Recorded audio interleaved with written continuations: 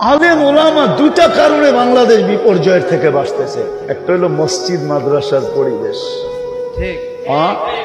মসজিদ মাদ্রাসার পরিবেশ, আর একটা হলো আলেম ওলামা আর কোরআনী মাহফিলের পরিবেশ।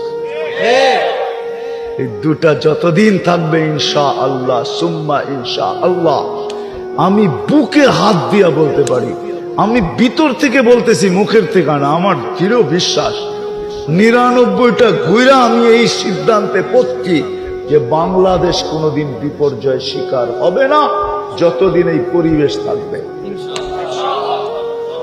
আজকে আমার জাতি ওলামাদের প্রয়োজন বোঝে না, যার প্রয়োজন মনে করে ওর জুতায় সারাদিন পালিশ করতে থাকে, যার প্রয়োজন মনে করে রাগ হয়েন না, ওকে সারাদিন তেল মাখতে থাকে। অথচ বড় পরিতাপের বিষয়, রাগ হয়েন না গাজীপুরের মানুষ, গ্রামগঞ্জে তো দেখি ৭,০০০, ৮,০০০, ১০,০০০ টাকা এক একজন ইমামের বেতন। আবার যদি কমিটিকে বেতন বাড়ানোর কথা বলে তো বলে হুজুরে টাকা দিয়ে কি করবে, ঠিক না? আবার আপনারা মনে করেন না আমারে পড়ায়া নিয়ে আসছে, আমি বুঝানোর জন্য বলতেছি, আমাকে কোনো হুজুররা পড়ায়া নিয়ে আসে না, বুঝানোর জন্য বলতেছি।